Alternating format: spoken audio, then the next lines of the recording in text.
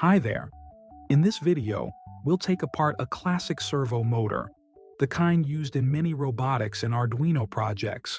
Servos are compact, powerful, and precise. Inside, they combine electronics, gears, and a motor to move to a specific position based on an input signal. Let's open it and see how it works.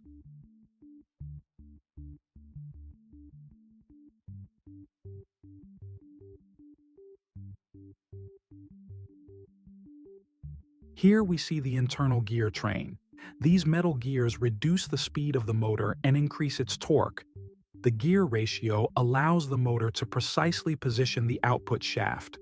Each gear is perfectly aligned to deliver strength and accuracy.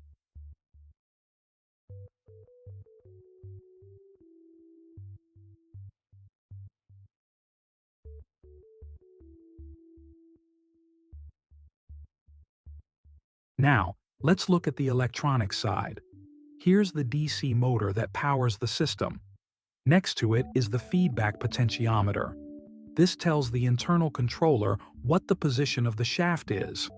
Below, we have the circuit board, which interprets the PWM signal and moves the motor accordingly. Everything is packed tightly to keep the servo small and reliable. Let's put it all back together. We align the gears, reattach the cover, and secure the screws. Just like that, the servo is ready to go back to work.